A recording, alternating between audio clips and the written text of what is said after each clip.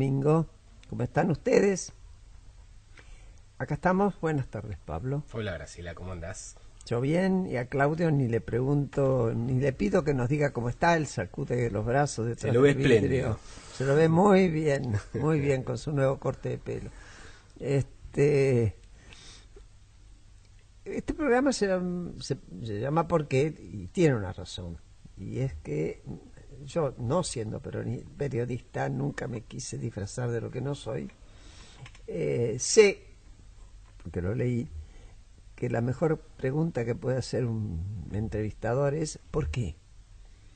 ¿Por qué pasa? Es como los chicos que te pueden matar de cansancio preguntándote, pero ¿y por qué? ¿Y por qué? Bueno, así somos nosotros. ¿Y por qué? ¿Por qué te inspiraste, Carlos Gervasoni? Carlos es doctor en Ciencias Políticas, es profesor e investigador de la Universidad de Itela y acaba de publicar un libro que él nos va a hablar de él. ¿Te inspiraste? ¿Por qué tomaste los temas que tomaste para hacer esta investigación y que termina siendo un libro? Y en tu caso, Mariel, ¿por qué esto de ser encuestadora? Porque Mariel es directora en economía y además es dirección de empresas, también una experta, y socia y directora de Management at Fit, que publica las encuestas bastante seguido, lo vemos en un matutino muy conocido. Bueno, ¿por qué cada uno? ¿Por qué Carlos? Vos. Mira, esta tiene una respuesta muy clara. Yo en el 2004 fui a hacer mi doctorado a los Estados Unidos en ciencia política y estábamos en una coyuntura en que el menemismo había terminado y estaba comenzando el kirchnerismo.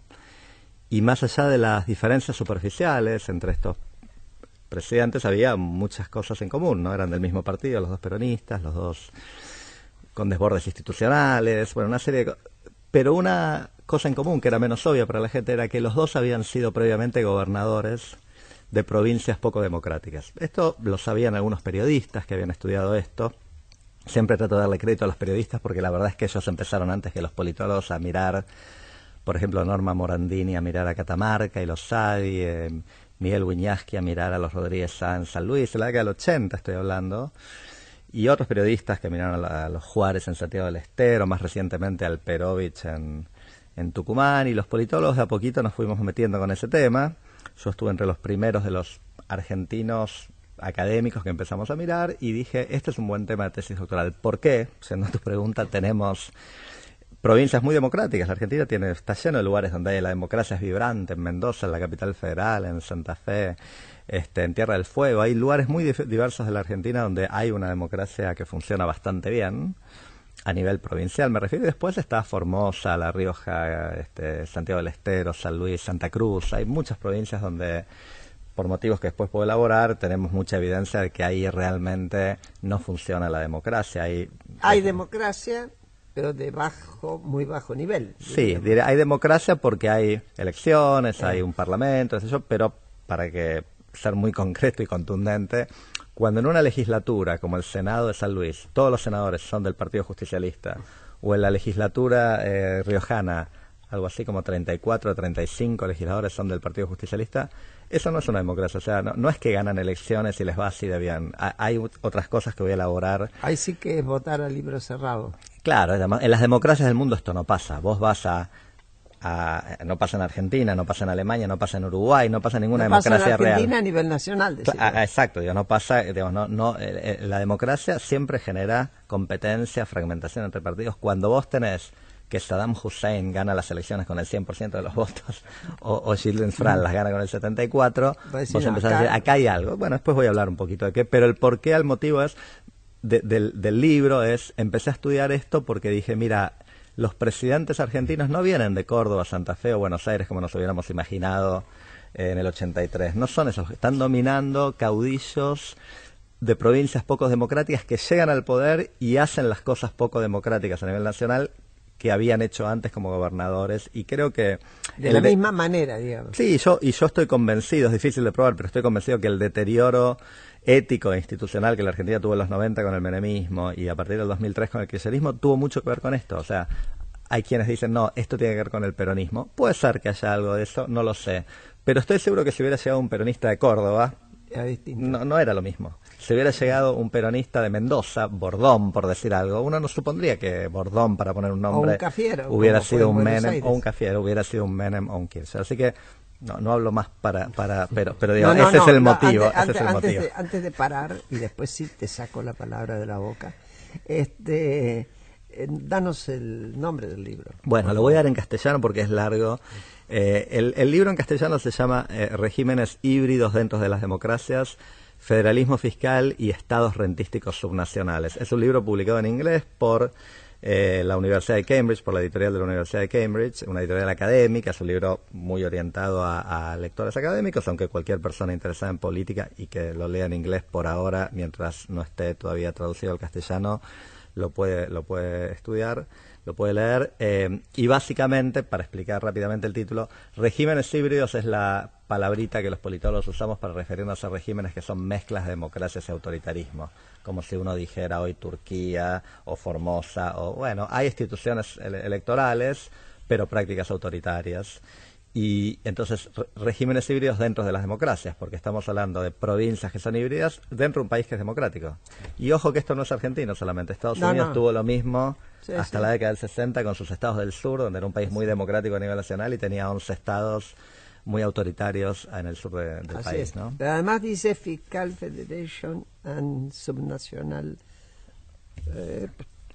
Federalismo fiscal, estados rentísticos subnacionales. Porque eso es el tema, ¿no? De los estados subnacionales rentísticos. Bueno, porque para decirlo rápido, si la gente se pregunta por qué Insfrán en Formosa, o Juárez y Zamora en Santiago del Estero, o Kirchner en Santa Cruz fueron capaces de establecer regímenes tan hegemónicos, la respuesta rápida no es lo que la gente cree, no es que son provincias pobres, porque por ejemplo Santa Cruz es la segunda provincia más rica del país, San Luis no es nada pobre y tiene lo mismo.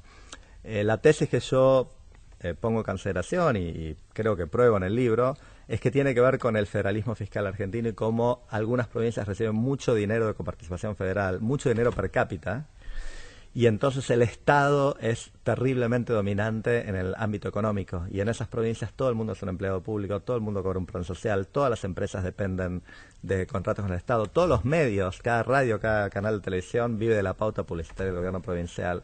Entonces realmente el campo de juego político está tan sesgado a favor del oficialismo que nadie quiere ser opositor, porque ser opositor implica perder... aunque no haya persecución política con fuerzas de seguridad. Sí, exacto. En general no la hay. Hay unos pocos casos. Santiago del Estero lo tenía con los Juárez. Sí. Creemos que hoy Formosa lo tiene hay mucha evidencia, diría yo, no concluyente, porque estas cosas se hacen en la oscuridad, pero muchos entrevistados que en Formosa hablan de un aparato de inteligencia, de policía política, pero no represión en el sentido de poner, encarcelar opositores o hacer medidas de...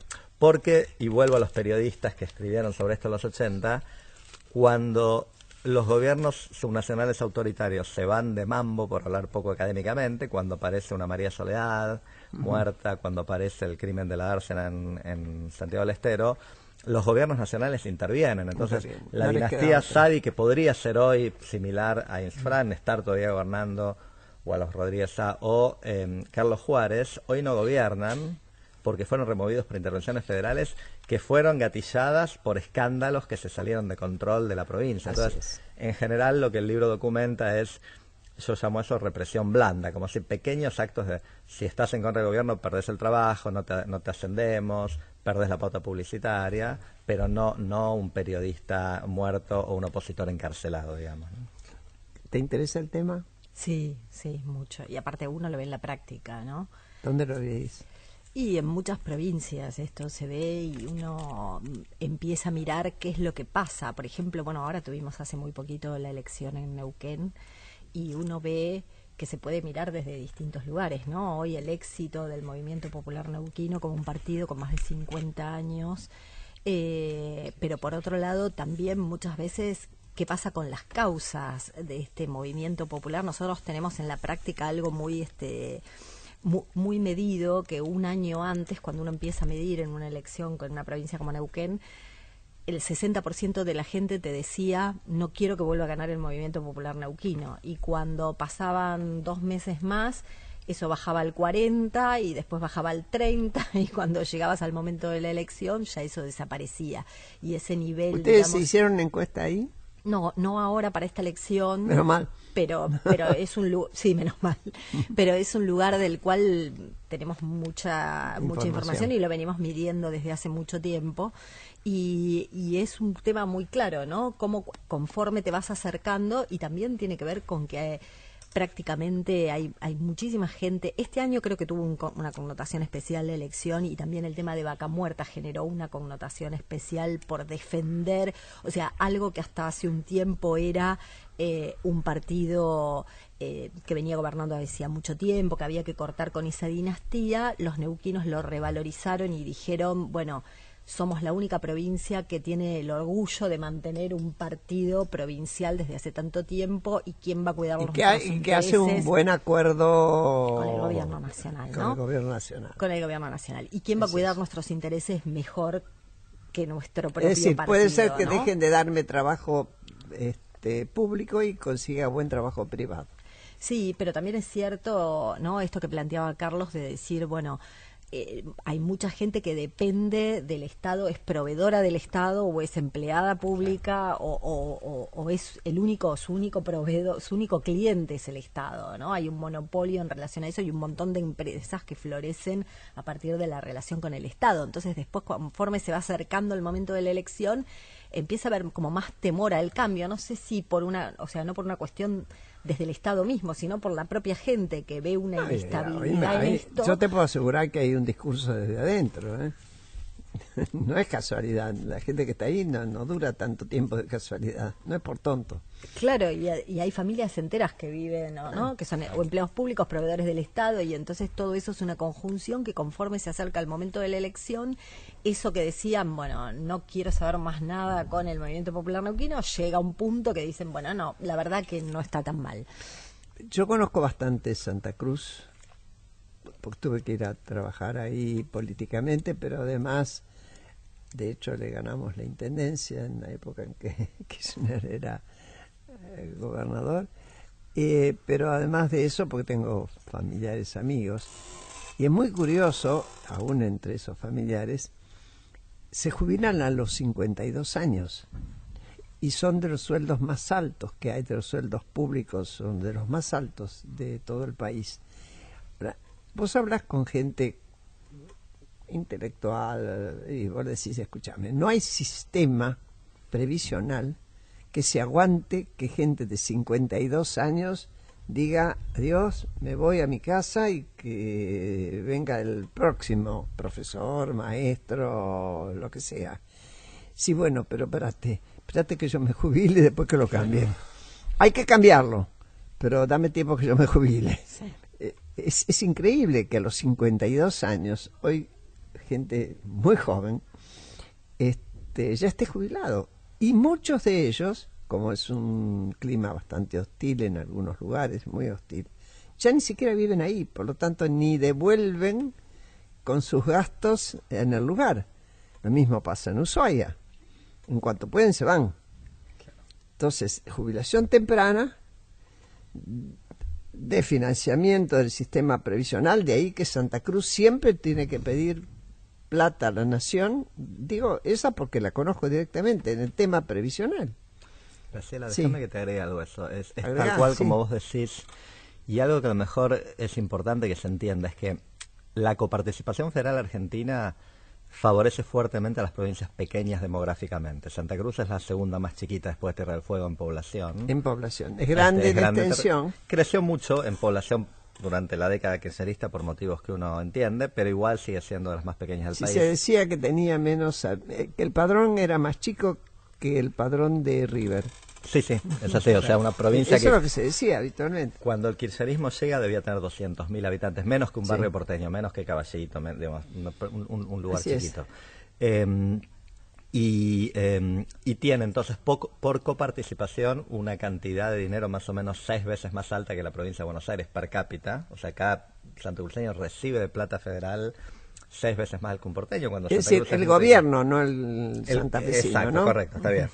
Es bien importante la aclaración porque el gobierno de Santa Cruz recibe 6 veces más y aparte, como es provincia petrolera y produce mucho petróleo y gas, recibe regalías importantes, con lo cual es de los gobiernos más ricos del país. Y al mismo tiempo pasa lo que dice Graciela, o sea, están quebrados. Y esto no es la primera vez que ocurre ni en las provincias ni a nivel nacional, como que cuando los gobiernos reciben mucho dinero fácil de recaudar, porque esto no es plata de impuestos santacruceños, no. Es plata de impuestos bonaerenses, cordobeses, qué sé yo, o plata de las petroleras que sacan petróleo en Santa Cruz y dejan las regalías en el gobierno. Entonces realmente es un gobierno que, como decía Graciela, paga sueldos altos, paga un montón de jubilaciones muy generosas a un montón de gente joven, y en algún momento eso o las explota. deja de pagar porque yo sé que hay momentos en que si no le mandan la plata del gobierno nacional no hay cómo pagarlo porque no sé dónde metieron el dinero. Bueno, también lo que se robó ya. ¿Cómo se superan estos regímenes híbridos? Vos, por ejemplo, si bien los modelos no son trasladables, pero vos recién contabas, Carlos, que Estados Unidos hasta la década del 60, varios de los estados del sur, tenían, digamos, un modelo quizás similar. ¿Cómo lo superaron ellos? Mira, voy a hacer una diferencia muy importante entre Estados Unidos y la Argentina, que es la siguiente, que es que yo dije que la represión en Argentina es sutil, el lado no democrático de esas provincias es oculto. En Estados Unidos era tan obvio lo que estaba pasando, porque había un régimen racista, que no se podía ocultar. Cuando vos vas a Alabama y los negros tenían que tomarse un colectivo diferente que los blancos, la violación de derechos democráticos era tan obvia que en un país nacionalmente democrático que iba avanzando en sus derechos civiles, en algún momento esto era insostenible. Como sería insostenible si el gobierno de La Rioja no dejara votar a los que no votan por... Entonces, era tan fuerte, tan claro, tan éticamente insostenible frente a la opinión pública, que el Partido Demócrata, me meto, si querés, en un detalle, pero que no es menor, estos eran gobernadores del Partido Demócrata, el partido más de izquierda de Estados Unidos, pero que en el sur eran súper conservadores y racistas. Lo mismo que pasa acá, ¿eh? Sí. No importa cuál sea el partido. Exacto. Y que los líderes nacionales progresistas del Partido Demócrata, estamos hablando de Kennedy, de Johnson... Los tienen que matar. Bueno, pero al mismo tiempo eran los que les proveían votos, diputados y senadores. Entonces había un poco esto de look the other way. No miremos para el otro lado, hagamos de cuenta que no nos damos cuenta. Como el liderazgo peronista ha hecho con Juárez, Osadio. Yo voy a decir algo que, para reivindicar a una persona que fue el ex gobernador Arturo La Falla de Mendoza, con quien estuve una vez en una mesa. Y él dijo, es una vergüenza que mi partido no diga nada sobre Juárez en Santiago del Estero. Es el único peronista que escuché hablar de este tema alguna vez, por eso lo reivindico, ¿no? Entonces digo, y a los demócratas les pasaba lo mismo. Entonces, cuando empieza a avanzar el movimiento de los derechos civiles, cuando el tema se nacionaliza... matan a Luther King. Y exacto. Y entonces era insostenible para los demócratas, y entonces los propios demócratas empiezan a presionar y los movimientos sociales de activistas negros empiezan a presionar y esto desarmó. En Argentina esto es más difícil, porque no tenemos ese mismo... O sea, la gente, parte de lo que mi libro intenta hacer es tomar conciencia de que tenemos esto en la Argentina, o sea, porque no es tan claro para un argentino que estas cosas Sin embargo, pasan también, fíjate, ¿no? vos, ustedes lo citaron y enseguida te damos, Mariel, la palabra. A mí me tocó vivir muy de cerca el tema de María Soledad Morales. María Soledad Morales, para quienes no lo sepan, era una jovencita que salió de fiesta con la gente amiga del lugar y demás, y en un momento dado aparece muerta en la vera de un camino. Y se sospecha que drogada, golpeada, en fin, intentada, habiendo sido intentada revivir malamente, y al final la tiran ahí. Una anécdota. Gobernaban los Sadi entonces, ¿no? La señora Sadi, madre de Ramón Sadi, que es uno de los que estaba en la mira, aun cuando rápidamente se desvía hacia otro, pero por un interés político, le vienen a decir algo, estaba entre amigas, y le preguntan, che, ¿qué pasó? ¿Qué pasó? ¿No? Nada, mataron a una negrita. Esa era la concepción. Después pasa el tiempo, se termina inculpando a un tal Luque. El padre de Luque, que era diputado, dice, si mi hijo lo hubiera matado, el cuerpo no se hubiera encontrado, somos más prolijos que eso. No sé, era una tras otra. Y pasa más el tiempo aún.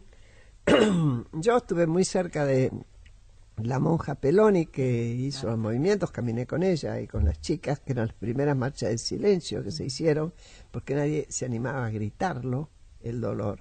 Eran chicas compañeras de la escuela donde iba, el colegio donde iba María Soledad, y que era estudiante secundaria. Y yo los acompañé, y después, con el tiempo, yo termino siendo senadora.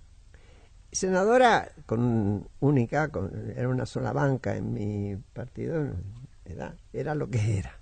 Por lo tanto, concurría a las reuniones de labor parlamentaria, que es donde se decide qué se va a trabajar o qué se va a votar en la próxima sesión.